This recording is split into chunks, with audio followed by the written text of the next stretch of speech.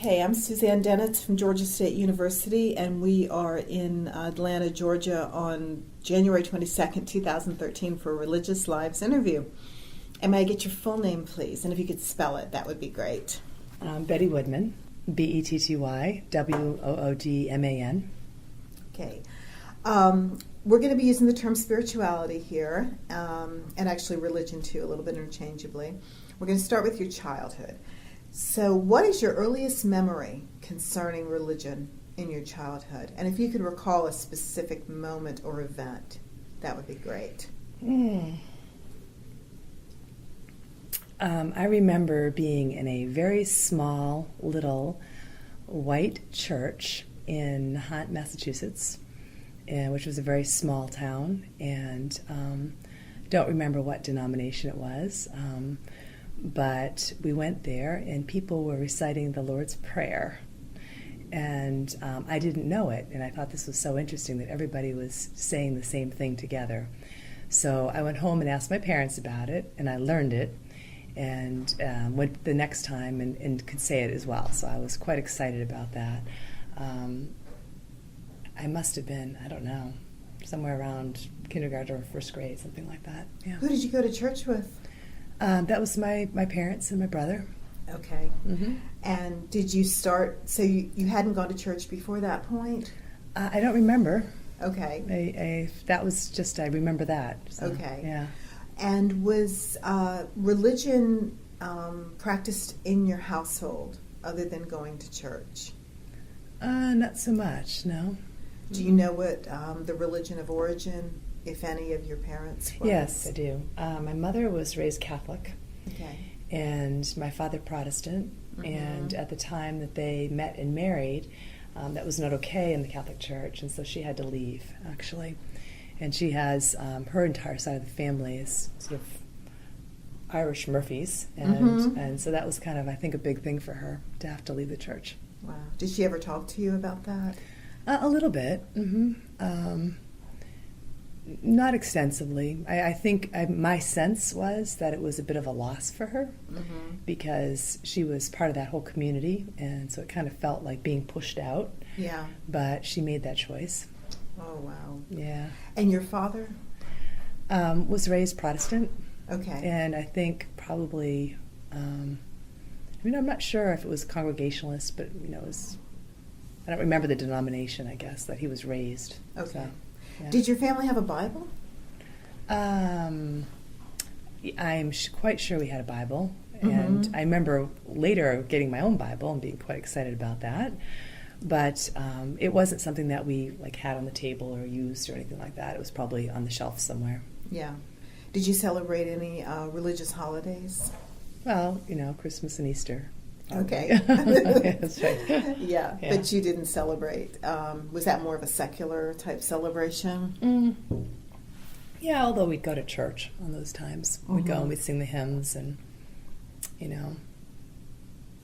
if there were, I know my dad really loved the psalm about walking through the valley of, when you pass away. I can't remember it right now. Walking through the valley of the shadow of death. That's right, yeah. Yeah.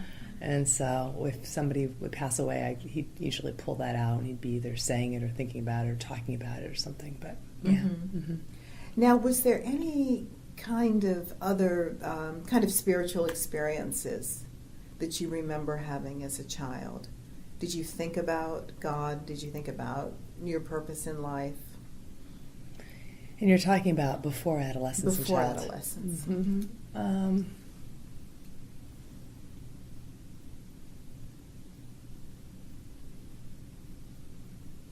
I don't have a lot of memories of that. Mm-mm. Okay. Yeah.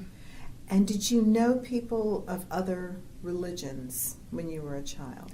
When I was a child, not so much. Mm-hmm. No.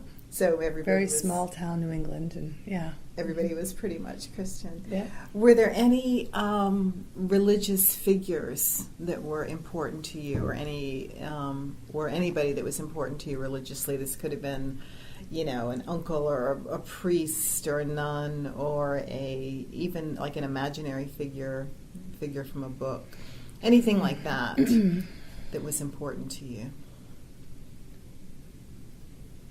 As a child, Nothing comes to mind. Mm-mm. Okay. So pretty much religion was, and if I'm paraphrasing incorrectly here, just jump in.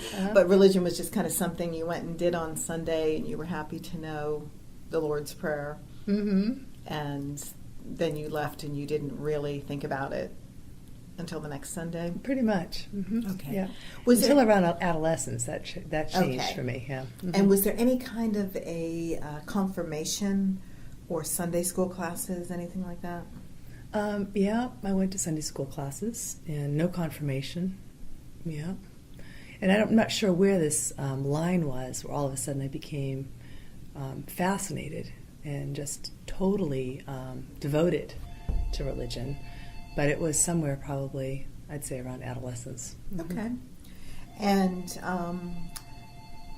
how would you have identified yourself as a child if someone were to have asked you what religion you were? Christian. You just would have said Christian. Mm-hmm. And you still don't remember the denomination of the church? Well, we moved from churches. Like that little church I'm talking okay. about was, sorry, and most of them are,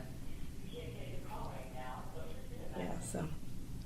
Let me just say, well, the little church, I think, in the Hunt that I'm talking about was probably Congregationalist. Mm-hmm. And then we wound up moving, and we went to another Congregationalist church. We went to a Methodist church for a while. We went to a Lutheran church. We went to a Baptist church. Eventually, we went to Unitarian. So Okay. we went to a lot of denominations of Protestantism, or Protestant religion, yeah. Okay. So, well, let's segue then into your adolescence. mm-hmm. So how did you feel about religion, as you're moving from your childhood into your adolescence, or any memories or any events that happened? Yeah, well, sometime along then, and I don't know that I'm going to be able to pinpoint what it was that caused it, but I became absolutely fascinated, loved it, and I was enthralled by the figure of Jesus and what he stood for. I sort of really embraced my Sunday school. I became, and at this point in time, we were in a Baptist church up in the north. And I became the little girl leader of the Pioneer Girls, which was the girls group in the Baptist church. And so I would read my Bible. I got my own Bible with my name on it, and I would read it, and I would find the Bible verses and create a whole little lesson around that for the girls. And at that point, it was a daily thing. I loved it, Mm-hmm. and definitely identified myself as Christian, and aligned that way. Yeah. Now, when you said it was a daily thing, Yeah. what were the daily practices you would do? At that I would time? read the Bible every day. Mm-hmm. Were there any particular passages that you really loved? That's a good question. I remember reading the Psalms. I remember the New Testament mostly. I didn't like the Old Testament as much. Mm-hmm. Never really did. There was a lot there. Even then, in the cracks started sort of there, noticing some of the differences in the way God was portrayed in the Old Testament to the New Testament. I definitely liked the Jesus message, the message of good news. That was what I was really gravitating to. And that seemed, right and fair and just and loving and all of that.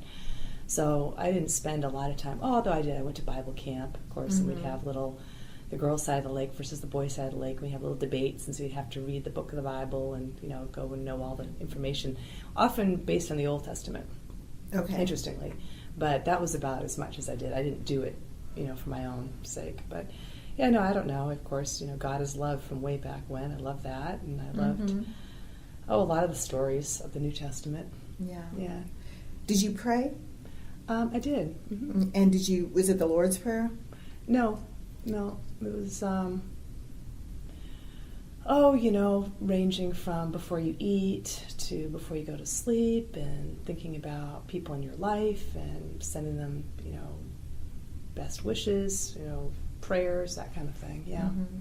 But typically I'd say at dinner time, or, and actually my parents did that for a while too. We'd do that at the table. Mm-hmm. You were asking about that, yeah.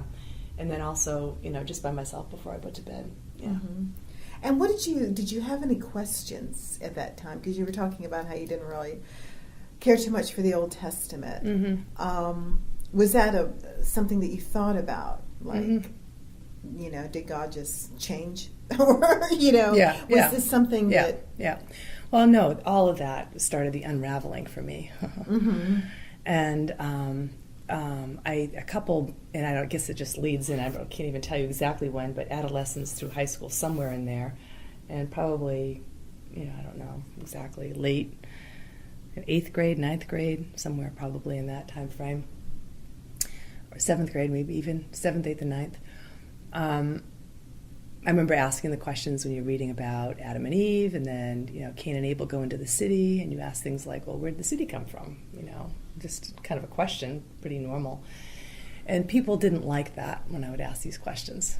They would get sort of offended. And I wasn't trying to be offensive. I was just trying to understand it, right? Mm-hmm. And then you think about that a little bit longer, and if it's really only Adam and Eve, and they only had 2 boys, then where do more people come from, And it's sort of this huge. But what I remember most was the reaction of the people. And at this point, it was the women that were involved with the Pioneer Girls thing. Their attitudes started shifting towards me a little bit. It was almost like I was asking something they couldn't answer, so they kind of got mad at me. Kind of Mm-hmm. That's the feeling I got. And so I kind of stopped. But then I started, a whole lot of things happened. Another thing, we'd get together with the Pioneer Girls. I forget what the boys were called. They had another name for them. They had their own group. And we'd get together, and I hadn't realized it, but I kind of liked my little leadership role that I had. Mm-hmm. And we'd get there, and all of a sudden I had to be quiet. I couldn't talk. Oh, yeah, it was kind of shocking. And I kept thinking, well, if I am being led to be, walking in spirit and to be talking and leading, then why do I have to be quiet? Because that seems to me that that's being led. And if you're being led, then people are telling you to not let. Aren't you supposed to not listen to what people say? I mean, it was all this kind of debate in myself of how to navigate that. You're supposed to be true to spirit, right? You're supposed to be true to the word of Jesus. And don't put your light under a bushel basket. Right. But now here I am, and I'm trying to say something, and I'm being shushed, and it was kind of a funny thing. Now, was this when you were around the boys? Yeah. Okay. That's when I first noticed it, because there was definitely, we were supposed to, default, and they had the floor basically, and we kind of sat over there on the sidelines, and I'm thinking, this is really odd. I mean, if it's really about spirit, why does spirit care what kind of body you're in? It doesn't sound right to me. It didn't sound like Jesus. And of course there was more of that. That I remember that because that was the first moment I sat there, and that happened shortly after how did Cain and Abel go into the city? So it was, these things started unraveling. And for me, it was the reaction of the people around me, Mm-hmm. which was not positive. I really got the message that I wasn't supposed to be asking that kind of stuff. And of course, then I was starting to run into things myself in schools, being a math student and a science student, and having people shushing me there too, and going out for the chess club, and I started noticing the gender thing, although it wasn't talked about so much then. It's funny, where I was anyway. What year was this about? Oh, well, I am 54 now, so this was... So you were born in 59? I was born in 58. 58, Mm-hmm. okay. Mm-hmm. So this would have been the... So it would have been... Early 70s, probably. Yeah, I guess so. Well, in the little town that I was in, this, you really didn't hear much about. I didn't Mm-hmm. at all. And so it kind of felt like I felt like it was just me feeling it. I didn't realize that there were probably lots of other people, other places feeling it, but I just kind of felt very personal. Did you talk to any of your girlfriends about this, or your mother? No, I didn't. Yeah. Mm-mm. Were there any women, other than the women that were leading the girls group, were there any other women in leadership? No. Okay, in the There church. was one, I wanted to go at that point in time. We had one of the leaders, I really liked her a lot, Alicia, I think her name was, or something like that, but she had gone to Gordon College, which was a Christian college, and I had decided at that point that I wanted to go to Christian college, and I had this whole kind of path mapped. So when this all started happening for me, and I was starting to question things, I kind of felt, a little ungrounded, Mm-hmm. So, and no, I didn't talk to anybody about it. Mm-mm. So you didn't talk to her about it? I didn't, no, because she just felt like she was totally in it. Mm-hmm. So it just felt like Yeah. I was already getting, she hadn't been one of the ones that had given me that reaction, but I really did get kind of almost slapped down, about the whole topic. And I didn't want to do that because I really liked her a lot, so I just kind of kept my mouth shut. Okay. Yeah. Did you have any associations with anyone of different religion going up through high school? Not at all. What about through books or through school? Did they introduce you to Judaism, or did you know that Hindus existed or Muslims? Not at all. Not a clue. Okay. Yeah. I mean, I might have heard the terms, but I had no understanding of it or appreciation of it. Yeah. Mm-hmm. Do you remember what what your main teaching was as far as, the afterlife? Like the teaching that kind of stuck with you maybe through this time period, what they were teaching you? Mm-hmm. It was definitely the whole heaven and hell thing. Mm-hmm. And if you were bad, you were going to burn in hell. And if you were good, you were going to be, happy forever after in eternity in heaven. And, this period, I guess this probably isn't that unique. A lot of people have this sort of happen, but it was like pulling a thread once it started, because I had this whole glorious thing that I loved. Mm-hmm. And then it started unraveling, and then people's reactions weren't aligned with what I would have thought they would have been based on my perception of this glorious thing, right? Mm-hmm. So it really kind of put me into this turmoil. I kept going back at that. So what I did is I wound up gravitating back to the New Testament and to Jesus, and my understanding was that he really was there. He had the good news for everyone, right? He was there with love for everybody. He was there for everybody to stand in this place of love and spirit. Right. And don't be quiet, and stand up, and don't put your light under a bushel basket. I love that one. There's one right there.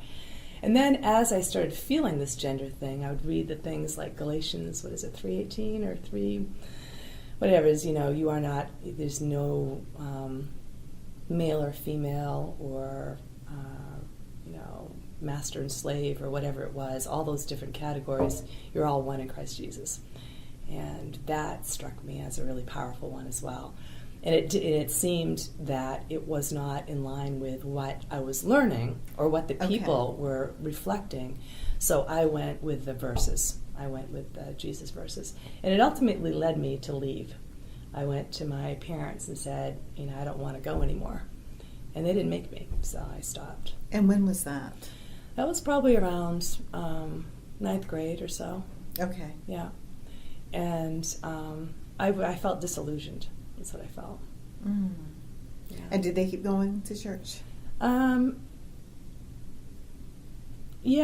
think not regularly. I mean, it wasn't overly religious background, no. Right. Yeah. No. And so during your high school years then, the rest of your high school years? So then we moved from there when I was a sophomore in high school. And so it was before then, so it must have been about 9th grade that I left that other one. And we moved to a new town, and we went to a couple different places. Actually, went to one church that had a really warm, wonderful minister. Great man, just really, and he was always out doing things. He actually wound up having a brain injury because he fell down an elevator shaft when he was going out to be helping people in the tough parts of the town. So he was really lived it. He was helping communities and being out there working with people. But he had very warm sermons, and so we'd go to that. I wasn't as involved, really, ever again as I had been in that whole thing where I would go like several times a week, this and that, all these activities at the church. But we'd go on Sunday, not even every Sunday, a couple Sundays, maybe a month, 1 to 2, I guess, a month. And then we wound up also there going to Unitarian Church, and that actually was an interesting point for me because I liked it quite a bit. It wasn't as warm, that one. Later I found Unity, by the way, which for me was the warmth with, sort of a little broader perspective. But it had a broader perspective.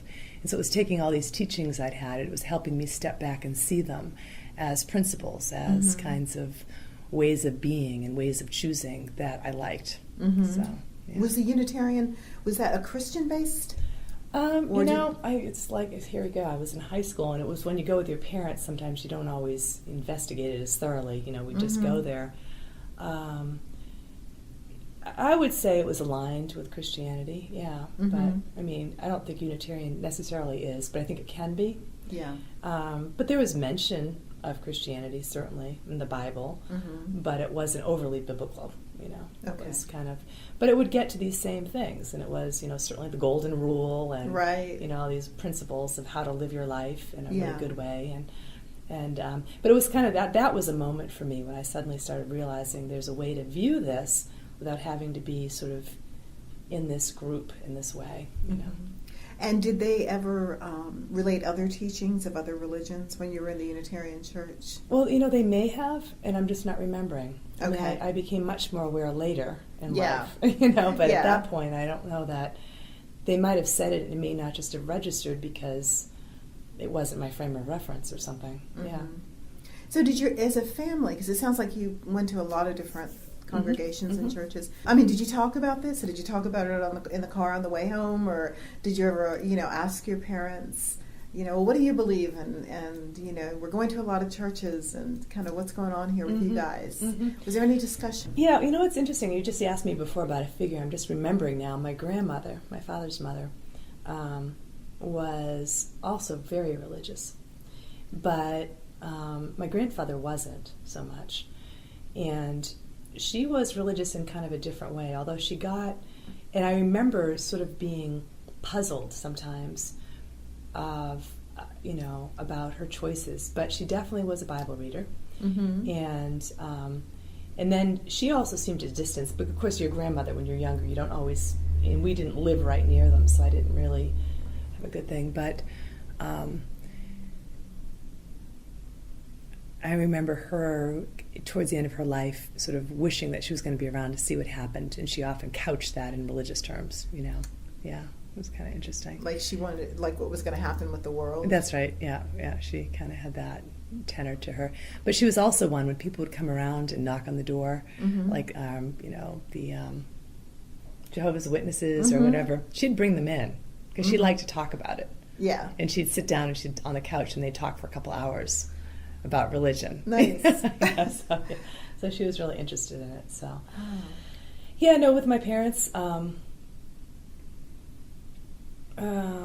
mom didn't always say a lot. My dad he was okay with me questioning it, and he, I think, questioned himself, and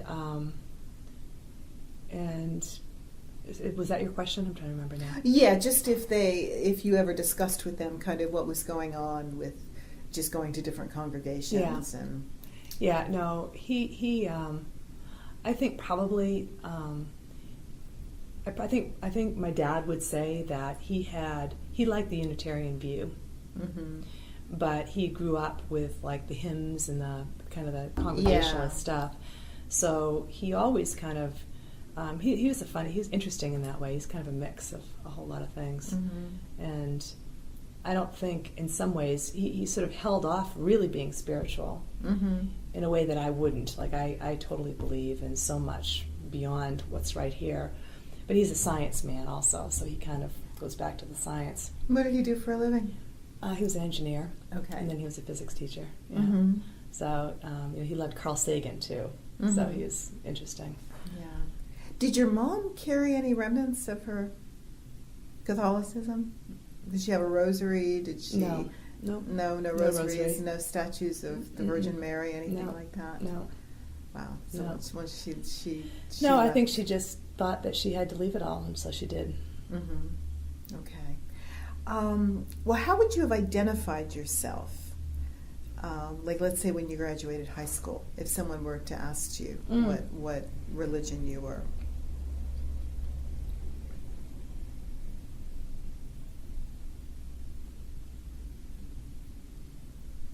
Well, at that point, I would not have called myself Christian. Okay. So, yeah, no. I would probably think I don't think I would identify as anything. Okay. And so let's move on to did you go to college? I did. Right after high school? I did. And where did you go? I went to University of New Hampshire, Durham. So you stayed up in the Northeast. Yeah, well, and then I had a head-on car crash after my first year, and then missed a year, and then went back to University of Massachusetts in Amherst, which is where I graduated. So, Okay. So Northeast, yeah. Wow. And what did you get your degree in? Engineering. Oh, okay. What kind of engineering? Industrial engineering, operations research. Mm-hmm. Yeah. And did when you said you had a head-on car crash, how long did that take you to recuperate from that? I didn't walk for 5 months, and then I was, I was home. I went home with my parents. Probably 8-9 months. Mm-hmm. Mm-hmm. Then I went back to work, and then I went back to school the following year. Were you unconscious? Yep. Oh, there's something. Yeah, there's. I really at some point have thought about doing, going under hypnosis or something there, because there was a period of time. I was very fortunate. Apparently, I wasn't breathing for a few minutes. The accident happened. I was front seat passenger right in front of a police sergeant's house, and apparently the ambulance was there within 2 minutes. It was right around the corner, and he had them right there, and then I woke up about, 2 or 3 days later in the hospital with my arms like this. I was on a breathing machine. I had no idea of where I was and what was going on, how I got there. So no memory of it whatsoever. No memory. No memory. And do you have no memory of any memories that you had while you were under that time when you were No, I gone? don't. See, I'm getting chills right now on the back of my head, though. It's funny. For a while, I'd hear a siren, and I'd get a very funny, all the goosebumps on my body would just stand up when I'd hear a siren. And it just always struck me that it was somehow I was remembering hearing that. Wow. Yeah. Were you in pain? When I woke up, yeah. Yeah. Yeah. It's Yeah. like, oh my gosh. Yeah. And was there, I guess there was a lot of rehabilitation then. Yeah. Yep. But Oh. I'm very fortunate. Mm. Yeah, so they didn't think I'd walk without a limp, and didn't think I'd run, and I've really been running ever since. So, Did religion or spirituality play a part of your recovery? well, certainly not in any kind of overt way, no, because at that point I wasn't. No, I guess not. Okay. Did you ever pray or anything during this it's interesting. time? Yeah, you ask good questions. I just don't know that I've really thought about it. I remember having this, before I really had read much about will and all of that, being very committed to I was going to get myself better, and I was going to walk again. And when they were talking about putting me in a body cast, I did not want to be in a body cast. Mm-hmm. And then the whole thing about the limp, I had a walker, I remember, and I used to get up at night and try to walk around because I wanted to get stronger. And I absolutely did not want to have a limp. I did not want to have any disability. I wanted to be healed. I wanted to be whole. And I probably thought an awful lot about that. Yeah. And I was just resolute that it was not going to happen. So I remember that, and I really do. And I wasn't supposed to be walking. I don't know if it was the best thing for me or not, but I did at night when everyone was asleep. I'd get up with a walker and walk around the house. Mm. How did your parents deal with all of this? Do you remember their reaction when you saw them when you woke No, they were up? horrified. They didn't recognize me, apparently. That was the story when they walked into the room because my face had been so swollen and everything. And And did they use religion to help them get through this? not that I know of. No. Okay. No. So there was never any, thank God, or we had the church pray over you or anything like that? No. None of that was No. ever mentioned. Wow. No. Well, going up through, so you're better now, you're walking, and you're back at college. Any religious or spiritual experiences in college that you had, or what were your thoughts during that time?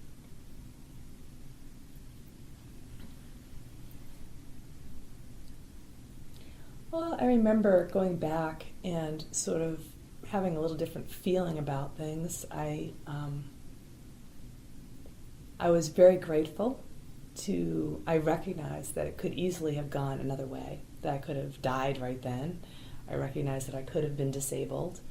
So I was grateful for that. And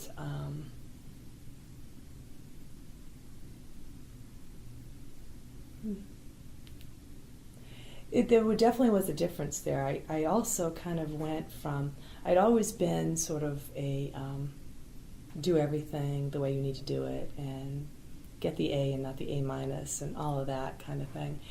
And I did shift at that point because I just thought there was more to life.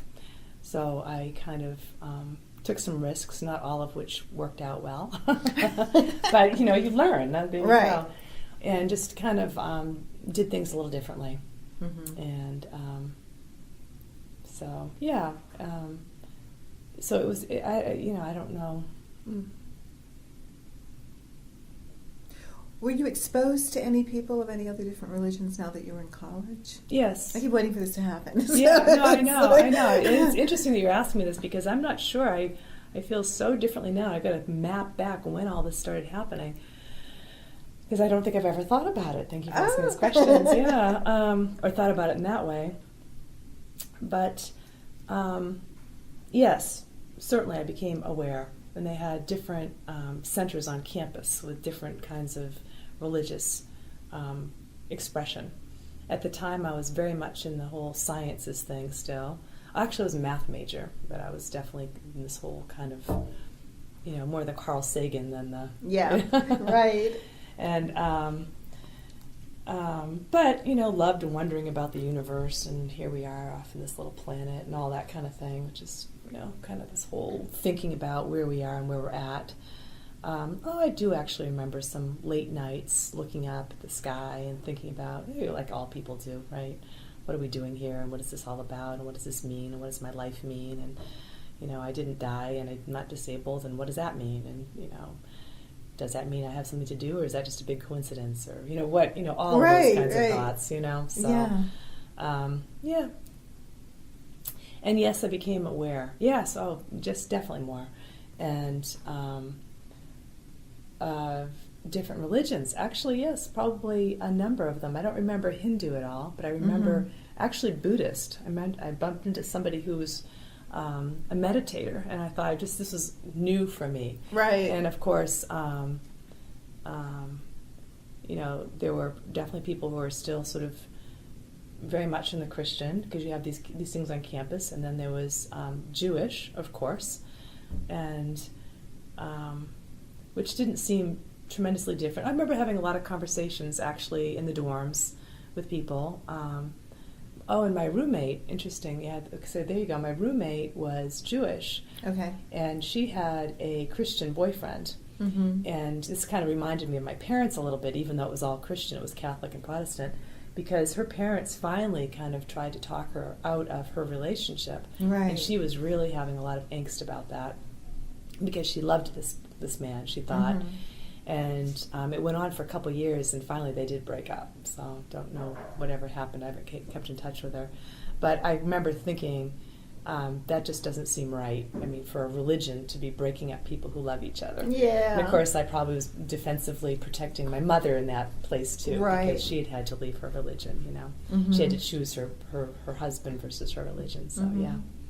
So, but I was, the Unitarian experience there at the end, which was the very end of, high school, really, yeah. kind of broadened, gave me this framework. Mm-hmm. And that's where I think I was putting things at this place. There were different expressions, right? I was seeing it that way. Okay. And did you still, or did you ever, I don't know, have the idea that, like if you weren't a Christian, you were doomed, or you were going to be going to hell? Or I rejected that. Like that. I okay. rejected that at this point. Yeah. Okay, so that was all gone. Yeah. Yeah. Did you ever talk to your roommate about her Jewish religion? I did. Mm-hmm. Yeah. Was she pretty devout? No, I don't. It's not my impression. Mm-hmm. No, I mean she, would celebrate Hanukkah, and we talked about that, and we talked about her parents' beliefs. That she shouldn't be dating this boy, and she didn't, have a practice in our dorm right. room or anything like that. No, and she didn't really go, like a lot of kids, right? You're part of a religious tradition, but you don't. Right. Not all kids, I understand, but yeah, let's say. Did you go to church at all during your college years? Let me think. I did not. And it's interesting, another part that comes up, I guess maybe I was alluding to it, really had to do with being female for me. because it was almost, for me, protective. That I'm going to take a stand for who I am, and I'm a person, and I'm a woman, and I'd had, in the Baptist church, I was really starting to feel this, be quiet because you're female kind of feeling. And I do remember as a little girl, I hadn't forgotten this, reading Adam and Eve stories, and always feeling sick to my stomach, literally sick to my stomach about Eve. Really? Sick, nauseous, because it was this heavy, sick weight that you had done something so bad. You, by virtue of being female, were linked to Eve, who had been so horrible that you had sort of, made humankind, doomed forever. It was awful. And I was a sensitive little girl, I guess, and and that made me feel guilty. And that's a wonderful control mechanism, I think. You feel small and ashamed and bad, and so I don't know that I articulated that in that way, but I remember it looking back. And I was still the good little girl doing all the stuff, and then the good little pioneer girl and the good little Bible reader and the good little everything, until all of a sudden I was starting to be told to be quiet. And that was happening in school as well on a secular level. Right? And it got to me where I had to say, no, that's not okay. Yeah. And I know that's not what Jesus is about, so you just don't do that. And that's when I left. So for me, it was like, no. Wow. And so I didn't go to church at all. Okay. And so in college, you said you got a degree in engineering. Were there other women? Not many. Okay. Yeah. That's right. Not many. And did you experience this same kind of sexist prejudice actually around all the guys? Not so much in college, but I did when I went into the workforce. Okay. So is that what happened next? Is after you graduated college, you went into the workforce? Then you didn't go for So tell me about that. Yeah. So I guess it probably is also related to I don't know. I don't mean to give you. I guess you'll just take out whatever doesn't apply. So yeah, whatever. Some background is good. Kind of in place everything. Yeah. Yeah. So there were probably a couple moves that started happening then, and I don't know if you get into politics at all, but to me it's related. Yeah. So I also grew up. My family was very Republican, and I'm not. And although I was then, because I didn't, you just kind of, that's what you are. And, but in an interesting way, it all weaves together for me. My perspective on spirituality, my perspective on politics, my perspective on myself as a woman in the world are all there. For me, those things are all related. Right. And so I had sort of put the barriers up, no on the religion, because I'm a person and I'm going to stand for myself, right? And I can't seem to do it here because these traditions are so laden with guilt and shame that I don't believe that's true. So I didn't believe it. And I can remember a whole discussion about affirmative action. And at the time I was in college and I was an engineering student, but I was a student. And when you're a student and you're taking tests and exams, and if you do well and you get an A, you get an A. And if you don't, you don't, right? So to me, it's like, I'll earn my way and I'll study hard, and if I do this, that's what I get, and if I don't, I don't. And I can remember I was working at Charles Stark Draper Lab for a summer, and there were all these guys that worked at MIT there, and we'd go out to lunch. I was the only woman there. And I can remember, it just blew my mind, getting into this discussion with one of the guys there, about affirmative action. And I was on my high horse, right, about how nobody's going to give me anything because I'm going to work and blah, blah, blah. And he said, well, if you get a job. And I said, well, why wouldn't anybody hire me? Well, because if they've got another guy they can hire, they just might not want to hire you. I mean, you're going to disrupt the whole, who wants a woman there? And it was like, at the time, I was really kind of going against this. And it dumbfounded me that this man, who was an engineer, was arguing this very liberal policy. I almost couldn't wrap my mind around it because isn't that funny? And I was still in college then. So But I never forgot it. It was a turning point for me. And it didn't affect me so much then, but I never forgot that conversation, because after I graduated, well, actually, towards the end of college, we had some guest speakers coming in from the outside, and these men would be up there saying, well, when you have wives, you're supporting ha, ha, ha, ha, and all this kind of thing. And I'm sitting there thinking, what? I'm an engineering student. Who are you talking to, you know? And, you know, we were the minority, probably about 20%, although I think for engineering it really hasn't changed much. But there were women there. And then graduating and going on, and I had a very nice job in a very nice place, and there were lots of really wonderful men. I was the only woman engineer. And it didn't take me very long to bump into enough people that felt kind of hostile to the whole thing that I recognized that I probably wouldn't have gotten a job. There's a whole way that there are a lot of people who just would really prefer you not to be there, which only made me work harder and harder and harder to prove myself. But those words of this young man came back into my head. Yeah. And I thought, he is right. You've got a status quo.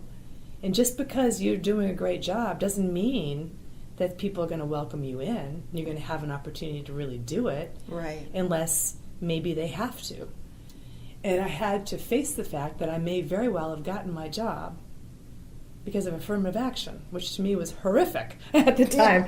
No, but it was. Yeah, because I can really imagine. So then I just started understanding the realities of the world, and the fact that, you know, we can be idealistic in that way, but, you know, if you want to be creating a democratic, you know, as in democracy, that kind of a place where things are fair and just and reasonable, you sometimes have to do things to allow that to happen, so that people can learn that this kind of person or this kind of person or this kind of person of a different race or of a different religion or of a different background can sit at the table together.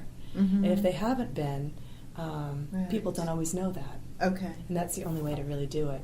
So, and it was right about then that I actually became a Democrat.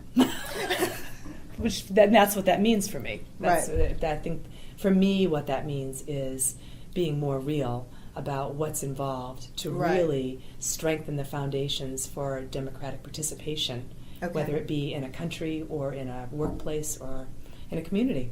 Okay. Well, how long were you at this job? So we're going to talk about jobs. Okay, that job, I went to work for IBM. I worked there in engineering. Then I went into sales and marketing, but I worked with aerospace industry, large organizations of men. I watched male pecking orders, which was interesting because I was also looking at domestic violence things on the side. I was working by night in shelters and so forth, volunteering. And were you still up in? No, I went to work in Poughkeepsie, New York, and then I moved from there to California with IBM, and that's where the aerospace stuff was. So a couple years in Poughkeepsie, and then out there, and then back here to Atlanta, also with IBM, all those moves. But and so I just kept getting more insights. The more I was in the world, the more things were connecting for me. Yeah. So I went from, you know, this engineering in that first move, and then broadening that and seeing how that applies really to all sorts of people from different walks of life. And you don't have to be a rocket scientist, you know, just to pick up how people have their frames and they have trouble seeing beyond. I mean, you know, part of that is exposure, right? Which I think is such a wonderful thing when people have an opportunity to see things more broadly, right? So, so I became very active in a lot of things. I can remember there was a lot of going on about apartheid in South Africa. There was a whole bunch of stuff going on about domestic violence. And it was a whole new world. I just got involved in a whole lot of social justice issues and loved it. Oh, wow, that just got me.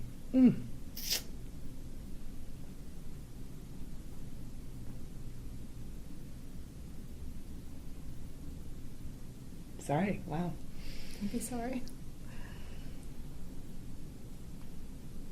I'm not really sure what that's about. It was the original teachings of Jesus. So it kind of come full circle.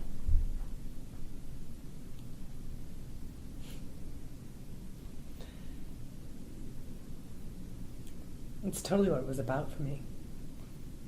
Mm-hmm. Wow. Do you want to take a break? Okay. Sorry, wow, I don't know what that was. Is it off? Are you still recording me?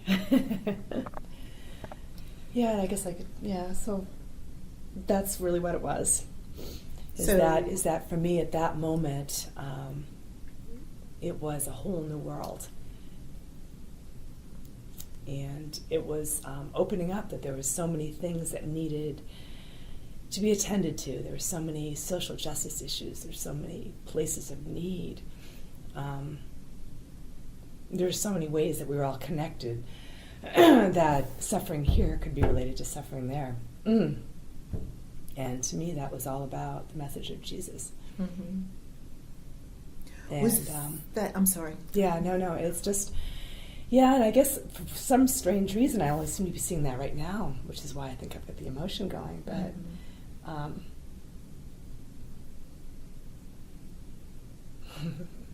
because I jumped into it. I was so enthusiastic and so happy. Mm-hmm. Because in a way, I think what it was reconciling all of that. It was a spiritual expression in a way. That for me was spiritual expression through political activism, through social justice issues. This to me is what Jesus was all about. It was about helping everybody, and that was really powerful. Can you remember any specific experiences you had in this type of work that really touched you? Any particular people that you remember or things that you did? Mm-hmm. I mean, it sounds like it all touched you. Yeah, but any specific stories? So stories, and you're looking for stories that would be related to I think it's just the experience of love, really. And, I also, I guess, through college had a couple experiences which opened me to what domestic violence was all about. I didn't know that at the time. And it wasn't until years later when I was starting to work and help in those places with kids and with women in shelters that I looked back and said, wow, that's really kind of what that was. And why is it that I didn't know that? It's because we have some kind of other impression of what that is.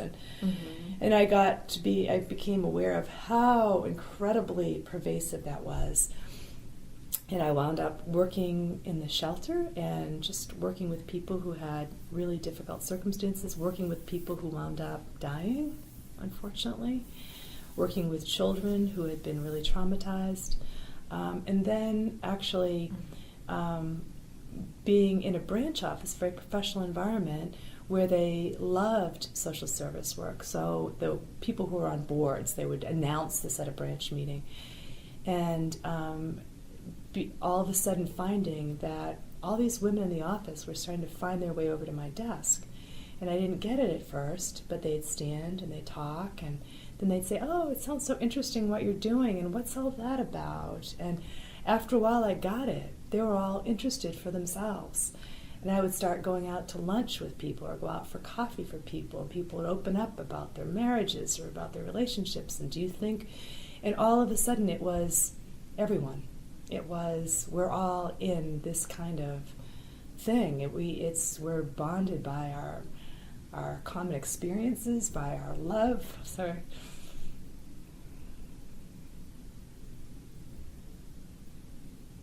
I'm so sorry. I can't believe I'm crying. I don't know what this is about. It was a ministry. That's what it was. Wow. And I never saw that till just this moment. Wow. I wanted to be a minister. There you go. That's when I was that little girl doing this stuff. I was going to go to Gordon College and I was going to be a minister. Mm-hmm. I wanted to be a minister until I started realizing that I was a girl and that wasn't going to be okay, because I couldn't even talk when I was with the boys. So minister was not going to be a path for me. Mm-hmm. And so I gave it up, and I finally rejected it because I had to also reject what I felt was toxic for me as a person who was born into this female body, right? So that's the way I heard all that, and that was my experience. So here I am, all of a sudden now I'm realizing ministering everywhere I went. Mm-hmm. And I worked by day in a professional environment, but everybody also knew that I did this other thing, and I would have a regular time when I would go and I'd, the branch manager's secretary, all these people who look so professional in this environment, and I just didn't imagine they were walking these paths. We're walking these paths, and I was able to help. And I was able to help, and I, started talking about loving yourself, and, love thy neighbor as thyself means loving thyself. And a lot of people were in religious traditions, and I knew, because I had studied so much, I could go and use the words of Jesus to help them recognize that they didn't deserve this in some way, and that they didn't have to, that this really wasn't part of that teaching, right? Because people don't always understand that. And I would see in the shelters, actually, people from all religious traditions bound up with the social conventions to stay married, and the way that religious conventions layer on top of the social conventions. People who would talk to their rabbi, people that would talk to their minister or their priest, people talk and be counseled back into relationships that were spiritually destructive relationships. Wow. And so in a way, isn't that interesting? It became my ministry. Now, where was this where you were involved in this? California. Was this in California? Yeah, in the Bay Area of California. And I was very involved in these, and I'd go to the safe houses with the locations that are unknown. And I worked there, and now I would work on the hotlines. I also became aware of class and how class factors into this. I remember talking with a woman on a phone, and the hotline was there at the shelter. And we had a meet-up point so we could meet people and they could come in. And this woman, her husband had been drinking and she'd been beaten up. And I said, well, if you'd like, someone can go meet you. And she just went on a kind of a tirade. She said, you don't understand. She said, my husband is a prominent attorney in San Jose, and we have judges and lawyers come to our dinners. Our children go to a private school and he's on the board. He is beloved. There's no way I can take a stand against him. I will lose everything. I will lose my children. And we're on the phone, and this was for me new. How do you deal with that? And he came in the background. I could hear him swearing and screaming, and the phone went dead, and I waited all night. She never called back. And so I came to understand there too. A lot of times the shelters, sort of address people who don't have another alternative. There was another woman that did come into the shelter one time, incredibly well-dressed, had the whole air of someone that came from very, wealthy background, and she was, in fact. But her husband had everything in his name, and so she didn't have any, she was only there for a night or two. She had a friend in Texas who sent her a plane ticket, and she left. But mostly, the shelters, are there for people who tend to be lower to middle income, because they don't have other alternatives. But I started getting windows into this is everywhere. And to me, all of this, I guess, as I'm talking about it now, is related to spirituality for me, because it's definitely a diminishment of human spirit. It's, what could be, it's spiritually abusive, right? It's not just abusive, it's spiritually abusive. And to keep people trapped in these kinds of relationships. Yeah. So all of that was, and that for me it was just a whole time of, I guess I had gone from leaving and walking away to all of a sudden becoming very involved in the world. And it wasn't just with women, it was also with children. I did a lot of children's programs. I became more as I came back here involved with, I wound up working with little boys in foster group homes because they needed help with boys. I thought I'd work with girls because everything I'd done. And I wound up working with boys and seeing how boys are socialized into things that I also believe are spiritually destructive, right? And limiting. And that broadened it for me to a whole discussion of gender, which I think is huge in terms of our spiritual growth, our collective spiritual strength, the way we've defined things and the way we punish people for showing compassion and care, all the rest of it. So, yeah. Do you, when you were working with the boys, what was that experience like for you? Was it personal? Was it confronting for you in any way? Because you had been working a lot with women and girls. Yeah. So you first, they get you to work with these boys. What was that like? Oh, it was, I'm so grateful for the experience. I really am. Well, no, it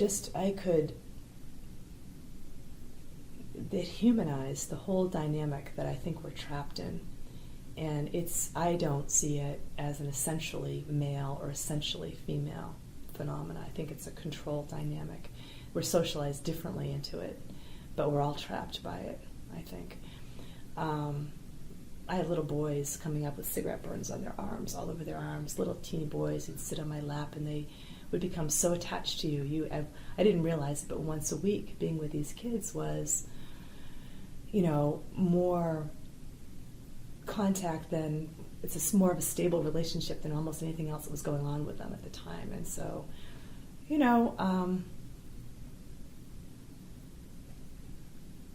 were a lot of powerful things there. I don't know if you... So for example, I would see the way boys would give each other a hard time about things. I remember, two things. One was the way boys give each other a hard time. The second is the way the kids in general in this place had incredibly negative self-talk. That was actually the impetus for my Think It Real that I'm doing now. I've picked up after graduate school and back, kind of picking up the theme again. These kids were all, I'm stupid, I can't do math, I'm bad at this, I'm not good at that, I can't do it, I'm failing everything, just on and on. And I had learned enough in my corporate days, because I had actually done a whole lot of, probably what you'd call that, it comes out of the psychological kind of field, all the positive psychology, all that kind of, which has got a spiritual tone to it to me, believing in yourself, loving yourself, becoming empowered. And I was recognizing these kids were just living in this place that they were going to keep creating, and it was sad, and there's a way to break that. And so I tried to think of how to do that, and that's where I came up with Think It Real. I wanted a fun kind of thing that would give them the idea of it. And I made them little medallions, little dog tags. You couldn't give them very much because then there were rules about all this. And I made little handmade kind of things that were had all these little steps on it. They were colorful and bright and fun. And I'd give it to them on their birthday, and they'd all wear them. I'd see them under their thing. They had the thing there, which was really kind of cool. And just to kind of put the idea out there that, you can do so much more than you realize you can. Right. Just hold out for that. And then I'd watch, I can remember talking to a boy at one point who was really good at, he was behind. He'd moved 3 schools, right? He was way behind, but he was picking it up, and I was telling him, you can do this. You can get A's in math. I have no doubt. He's like, no, I'm failing. I said, no, this is, and then he'd keep saying, that's it. I'd be like, that's it. You got it. Move on. That's it. And that's it. Move on. He said, you're just behind. Well, a group of boys that were newer to it walked in. They were a little older, and they started giving him a hard time. Oh, yeah, you do your homework, all that kind of thing. And they walked by, and so I waited till they were gone, and I said, when you have something that you really want to do, and you're around people who don't really believe it or don't believe that you can, sometimes it's better just to keep it to yourself. Don't tell them your dream. That's very special and private for you. Just keep it in your heart. Because if they start, if you give them the opportunity to really rain on your parade, you're not going to believe it so much. And if you lose the belief in it, then it's going to be harder for you to do it. Right. And he was the little boy that came back later. I started working with the younger boys. He was actually, I think, right at the juncture, 8th grade, 9th grade, something. They move out typically around 15. You don't usually see. Was this a foster house? Foster group homes, yeah. I was working with kids. And this was a tutoring thing. In the end of the school year, we had a little Koolaid and cookie party thing, and he came over, and he found me. He had a folder he brought. He said, I want you to see this. And he had all A's. Oh, wow. I know. And he had a teacher. And I'd also told him, go find a teacher. I said, go tell your teacher. Let your teacher know that you are trying. And ask for help, and if you can get in there early or after school or whatever. Because people will help you if you can find the right people. And he had something on there. It was something like, I forget, if you do as well in life as you do in math, you're all set. Or, nice little notes like that. Yeah. So, I drove home crying, my eyes out. Oh, I bet, yeah. But it was really good. So, but for me, to back to your original question there, this was so helpful for me to see, because when you've worked with a lot of people that have been brutalized in domestic violence, including being killed, you can sort of see this, angry male kind of thing. And then when you see these little boys who are being brutalized and being socialized into a certain role, And in a way, it helped me understand how it happens. I mean, we're creating this and recreating it and recreating it. And you're going to brutalize little boys and harden them up so they don't feel their care and compassion, which is all what Jesus was teaching. And God is love, and we're just blocking that out of people, right? Right. Then, they're going to be embarrassed about being vulnerable. They're going to walk around pretending they're invulnerable, and they're going to pick on people that are vulnerable, and you're breeding it, Right. So, and they need, intervention and help and love too. And so I loved them all. I loved all those little boys. Wow. And I loved all those little girls. So. Mm-hmm. So the ideas that you had, the things that you saw, when you were younger about the sexism that was going on, had that kind of changed then? What do you mean? Well, that it was, from what I'm hearing you say, it was since when you saw the source of how this happened, that, the boys were just being socialized into this. So that became... Well, it gave me a broader view of it. Okay. I could understand it better. Okay. And so there you go. You can go into forgiveness. Forgive them. They know not what they do, right? Right. But, I could, I can remember a math teacher I had that was really hard on me. And and looking back, I understand better. It was his own insecurity or whatever, because I did pretty well at it. And for some reason, that threatened his whole idea of who he was, Right. Which seems bizarre, but I could... Seeing these little boys with cigarette burns and, suffering, horrific things and being really bullied by other boys. Mm-hmm. A lot of male gender socialization is bullying. Mm-hmm. To conform to this idea of this tough, macho figure we've created. Right. We've created. It's not intrinsically anything. So, I can look back at that teacher and see him and understand that he was probably afraid. He probably was latching onto this as an identity. And it doesn't make it okay, but at least you can understand where it comes from. Right. Well, during this time, did you have any kind of personal spiritual practices? I mean, in addition to the work that you were doing. Mm-hmm. Let me think here.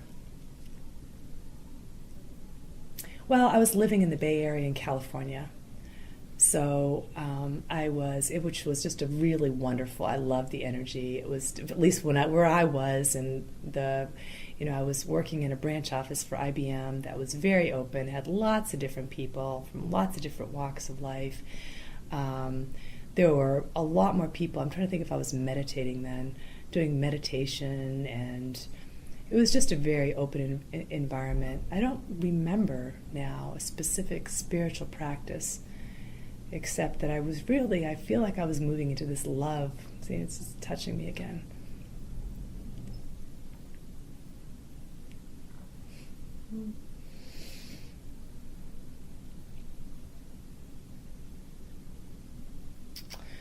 This love for people and our common humanity. And I had a wonderful experience. I was on a board. So I worked for this agency for quite a while and wound up doing everything there, including being on the board, right? Mm-hmm. But I started just volunteering, doing training programs, everything.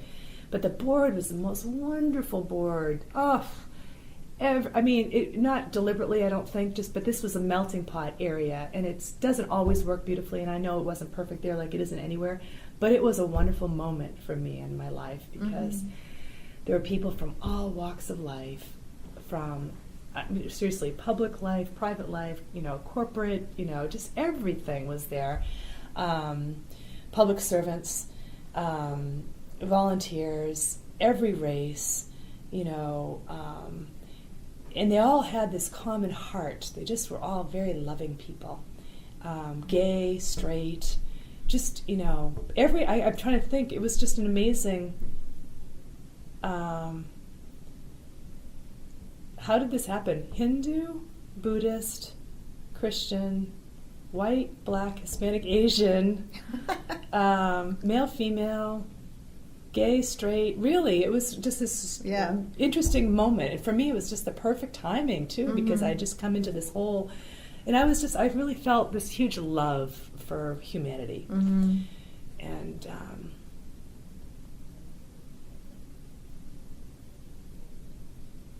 it felt like special work. Wow. Yeah. Now, when you said you had a meditation practice? Well, I was reading and learning more about stuff. I'd been, I started down the path of, I don't know, I probably got exposed in IBM back in New York, actually, with, Dale Carnegie, and then,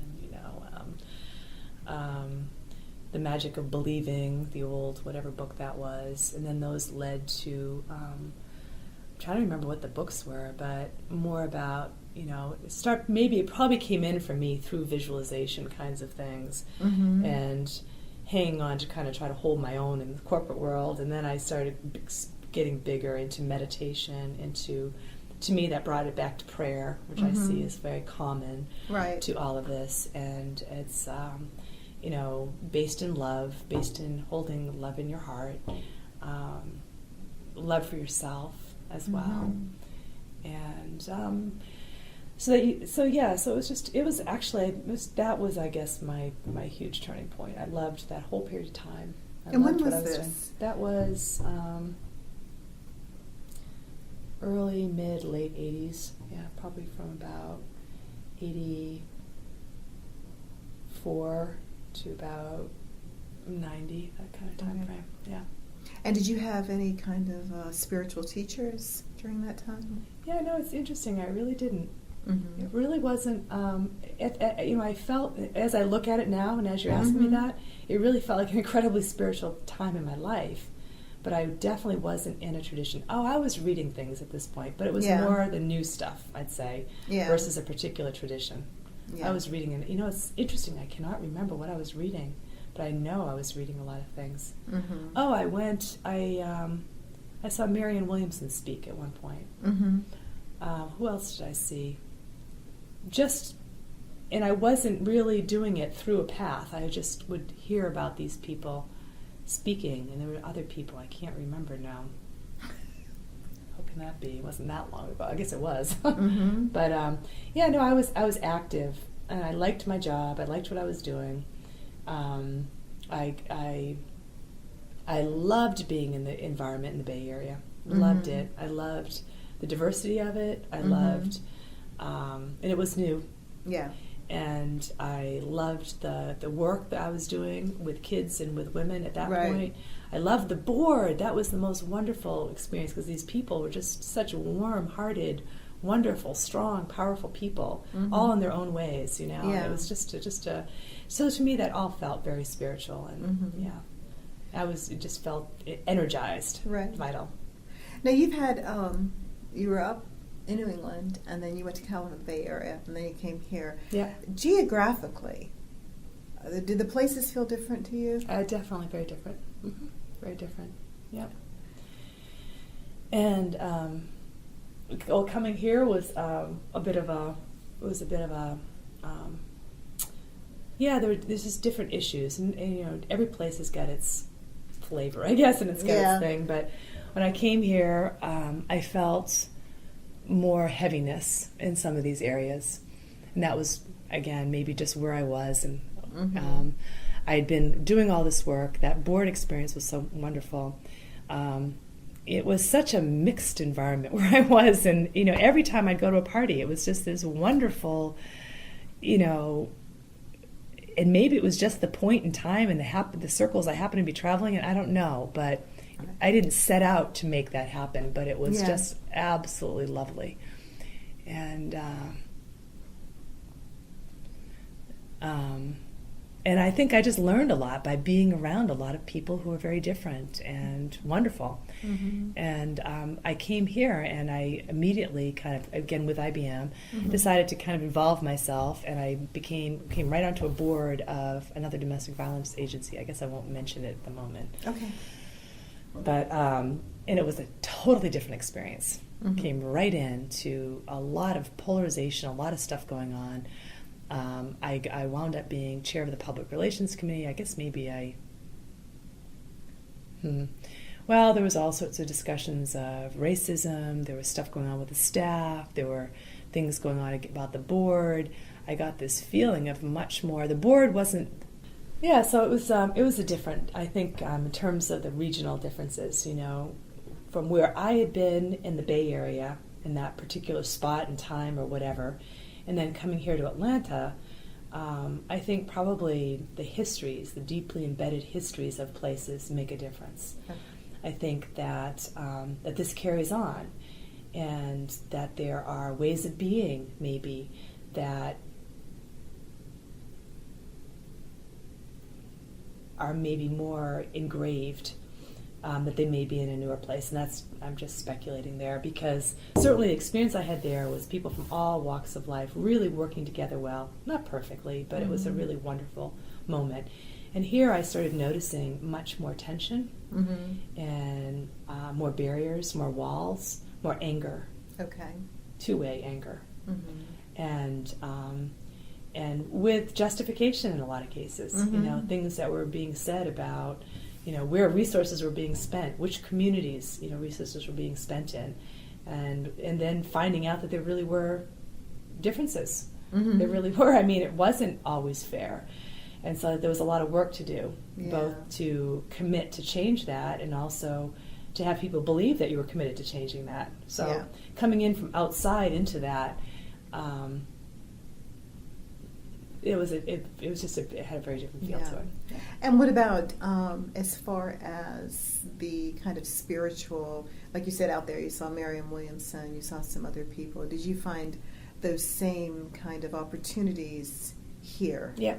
Well, so what happened here was I had a son at this point, and he was, you know, young, and I started thinking about, do I want to bring him up in a particular tradition, or do I not?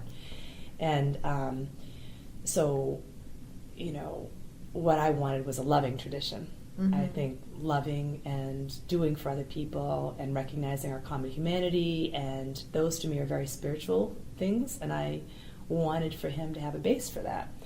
So I started driving us to be going to checking out churches. And so we started checking out churches. And I was becoming very disheartened, because it was helping me remember some of my own baggage, what I consider as my baggage. When I started hearing the Adam and Eve stuff, I didn't want a little son of mine to be inculcated from very young age in this idea that women, via Eve, were the cause of his downfall. I just don't think this is productive. And I think in terms of really wanting to break through what holds us back as people, spiritually and every other way, we don't need to be perpetuating those kinds of, you know, superiority kinds of feel things. And that had been painful for me. So we'd go and we'd listen. Then I'd start hearing more and more God talked about as He, and I think that's linked to all of that. I think, you know, and with seemingly more substance to that. So I finally found my way to, that's when I found my way to a Unity Church. And I liked it because it felt loving and it felt warm, and it embraces people's individual paths. It recognizes that there are many paths, you know. And it was actually through that I became more and more involved with other practices as well. For a while that became my base, and I actually went to the Sunday school, and I taught Sunday school, and I got involved in everything, and he went there, and then they'd have, you know, the Tibetan monks come and do their stuff, and so I would learn more about that, and then I would learn more about meditation, and I began doing more of these other things. So it was that kind of a period of time. Oh, that's great. Yeah. And so you were involved with them for a long time. You're a member of that church. Yeah. Are you still a member? Yeah. Okay. And I don't go all the time. You know, I've had periods of time, and the last number of years I haven't really gone as much, but I consider myself sort of broadly spiritual. Yeah. And there are lots of things that I love to do. And I love to meditate, and I love to pray, and there's a number of different healing modalities that I'm involved with as well that I consider very spiritual. Which ones? Oh, I do some energy work that I call reunion, that really kind of taps into body memories and so forth. But it's I guess I would view it as the place of intersection between body and spirit, right? Okay. You know, and our health and our healing and our wellness. So I love that. There are a number of different meditation practices that I've gravitated to. I've done a lot of different things, all of which I love. My son got very interested in Ram Dass's Be Here Now, and we actually wound up going to Hawaii and had a wonderful retreat with 8 people. It's just unbelievable how that happened. Just we thought it was going to be a big thing, and it wasn't. And that was, I learned a lot about chanting and about, the particular music that came out of Hinduism, and that was wonderful. And then Koolaid yoga was another thing that I participated in. So I've done a lot of these things.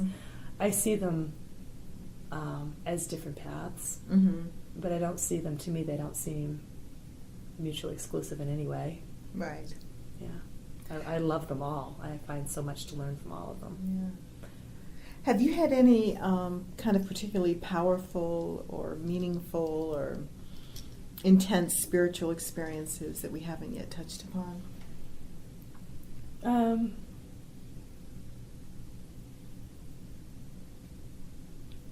Well, I'm really quite drawn to the mystical, and it's hard to describe those. I've had a number of dreams that felt incredibly powerful, that actually wound up having bearing in real life events later, and that really got me thinking about this pool of consciousness that we're swimming in and what that is, and how you understand that in terms of how you view God or spirit and our fundamental interconnection.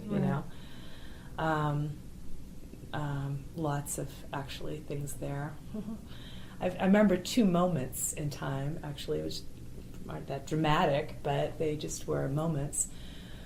One was I was in Ireland, and I was by myself at the time, and driving across the countryside, and it was just thinking about probably all of this, and thinking about what I'd been doing, and thinking about I was at a time when I was working with all these children, these boys in particular, back here, but I wasn't then, but it was all in my mind, and somehow it was this feeling of just going up. It was a big, broad sky, sunny day, flat, hey, and it was like it was an out-of-body thing. I just went big and up high and part of the sky and looking down, and there I am there in Ireland, and there's, it was a very expansive, beautiful, loving feeling. I don't know how to describe it. Wow. Yeah. And then there was another time, it must have been earlier, because I had the radio on, and it was back, it must have been when Clinton was in office or running for office or something. This is now tying to the political, and somehow I'd flipped through and listened to Rush Limbaugh, who, but it was this angry rhetoric and all this stuff going on, and I could feel myself starting to get tense, and all of a sudden I just kind of went way up high, way up in the sky and the stars, and I felt like I was looking down, and I could feel sympathy for this man on the radio who's so angry and fearful, and it was just like, it was a different view, and it let me just let go of it, and instead of feeling threatened and upset and agitated by it, I was able to just kind of be in this place of peace and love, and I could just turn the radio off and feel fine and move on, put the music on. I was okay. But it was definitely, it was very similar to the feeling that I'd had that on the countryside in Ireland for some reason. Wow. And this is a strange question, but how important is your spiritual identity as, like, if you compare it to other parts of your identity? I think it's my core. Okay. And how would you identify yourself spiritually now? I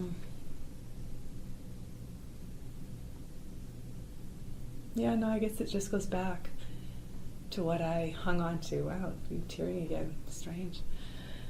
When I was having all that trouble, way back when, sort of finding that footing.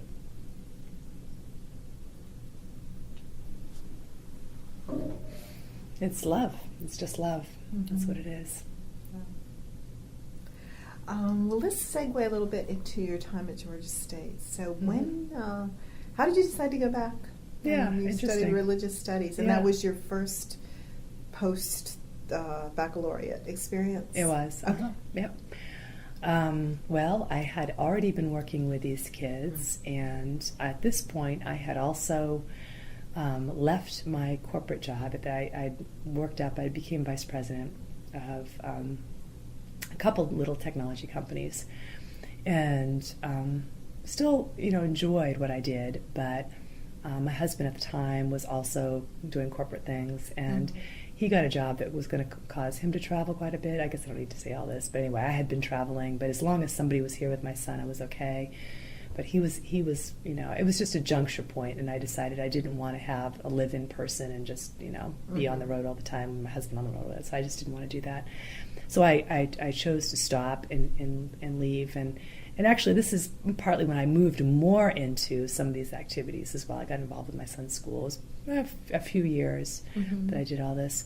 And it was actually a class with Catherine. I got very interested. I started looking into spiritual things again. I was sort of intrigued with the gender things that I was finding with little boys. And I was thinking about religion and our culture and our social groups. And so I became part of another group that was a lot of women looking at their spirituality. A woman and I actually created some breakfast meeting things around that. But then I was finding that there was too much for me. I wanted anything that I'm doing, I really want to be truly based in love, and I don't want it to be based in the dogmatic, kind of right. Structures of something, or these rules, or you can't do this, you can't do that, or you have to have someone that's a minister do the prayer, and I just that's not what I see as spirituality. And I think love and compassion and strengthening ourselves and strengthening other people through love is what it's all about. So that didn't work for me so well. But I had these questions in my mind, and I saw an article, I think, that had to do with Georgia State and religion. And I looked, and then I found this course with Catherine McCline was teaching that was Women in Religion.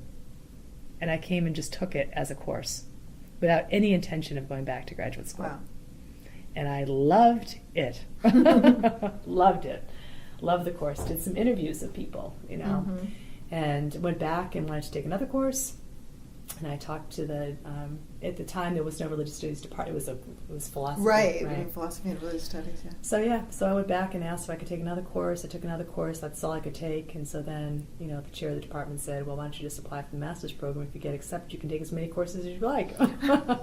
So I did, and then I didn't stop, and I went on for my PhD, after that. What did you get your PhD in?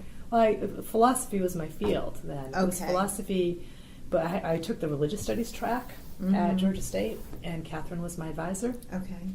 And I went on in philosophy at Emory, but then I switched from philosophy to the ILA, which was interdisciplinary. So so my three areas were philosophy, religious studies, and gender.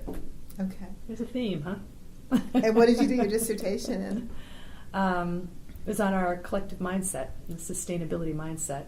I folded it into what I think we need to be thinking about in terms of our overall collective mindset and how that helps us move towards our potentiality and flourishing. And it's us as a human family and us as a human natural world family.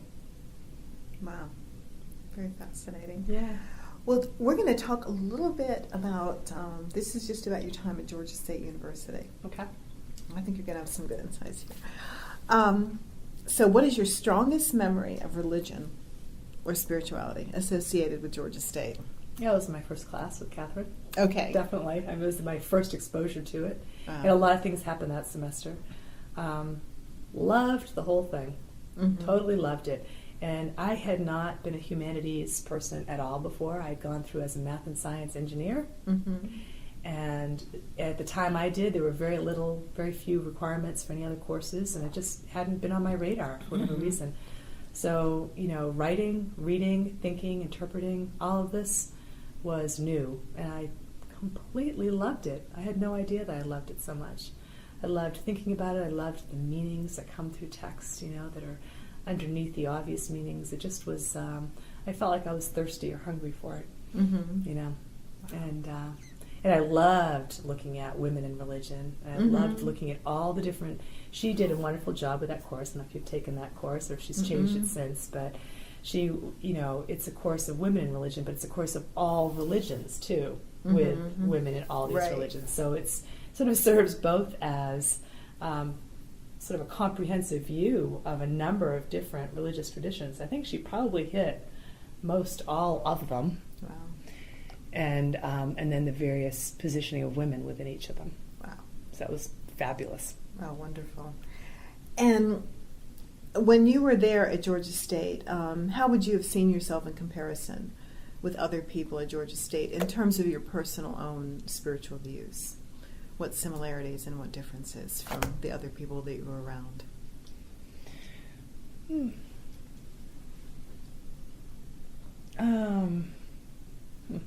Well, I mean, the first thing that comes to mind when you say that is I'm thinking of myself as an older student at that time who'd been out working. Georgia State, of course, was a wonderful place to go back because it had such a mix of people that way. And I really liked that about it. As an aside, I really loved Georgia State, too. I really liked... it felt more like that feeling I had in California than anything I'd had here in Georgia. Interesting. Yeah. Not exactly, but more like it in an interesting way. I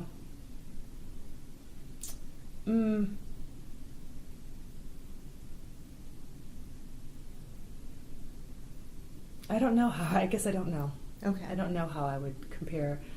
I was sort of encountering new things, Yeah. at this point. So, Okay. yeah. And how would you, if someone were to ask you to describe the religious environment at Georgia State, what would you say? The religious environment at Georgia State. The religious environment at Georgia State. Well,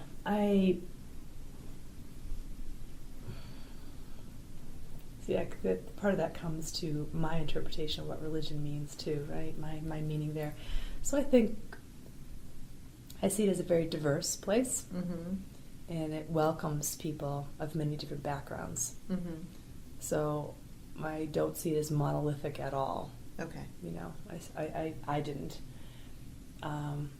That could be also because I was positioned within philosophy/religious studies, and I was aware of the different professors teaching the different traditions, all of which were wonderful and fascinating, and would love the study of religion as well for all these reasons.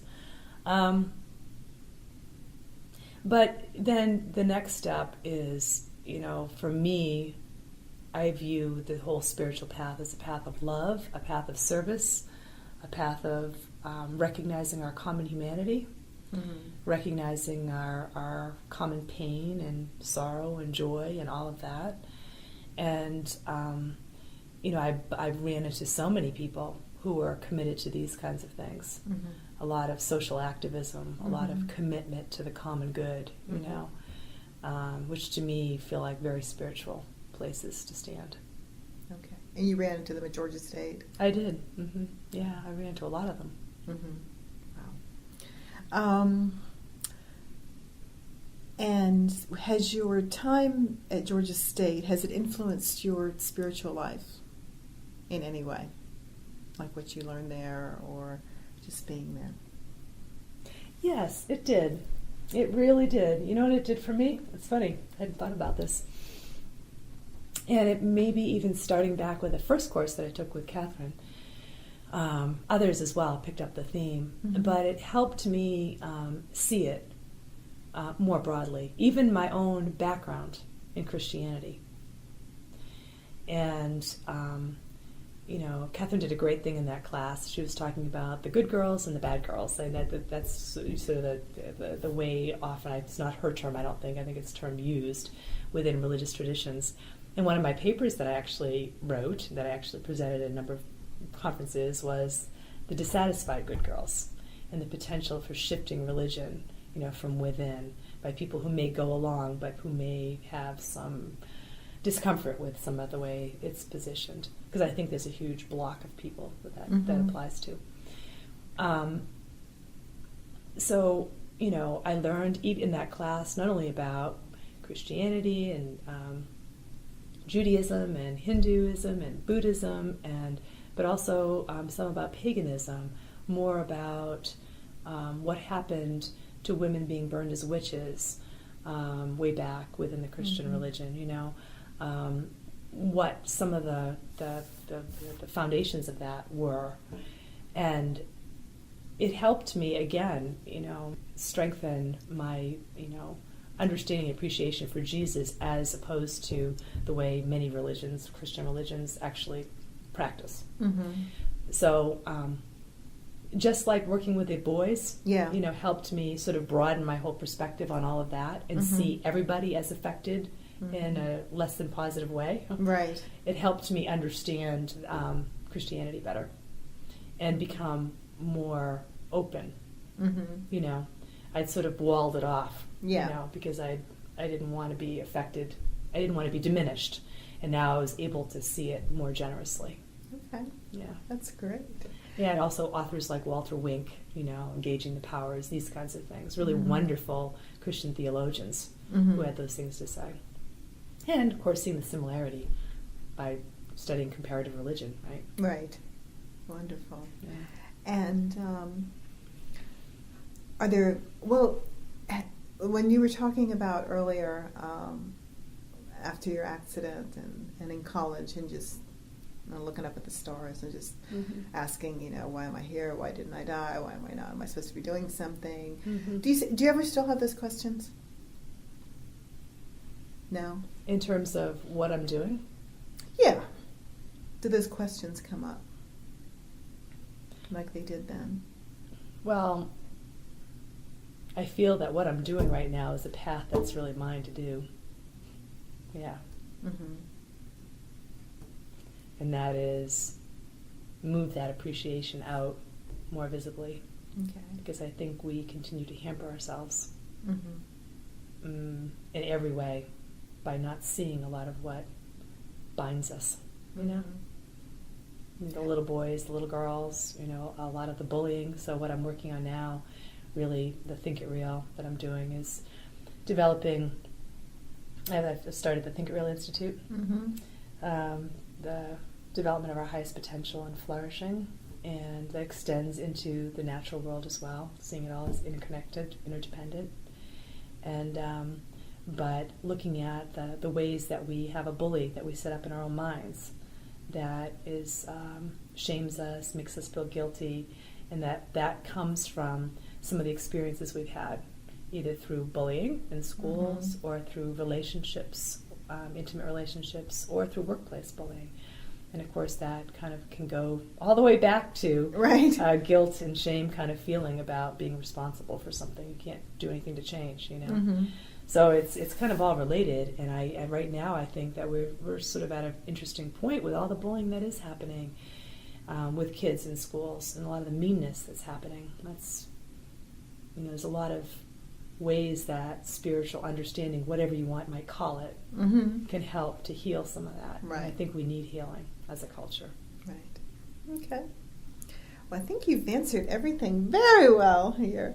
Is there anything that I've left out that you want to say? No, this was amazing. Oh, I mean, I didn't expect at these juncture points to kind of, well, I got some new insights just by going through all this. Good. Yeah. I'm glad.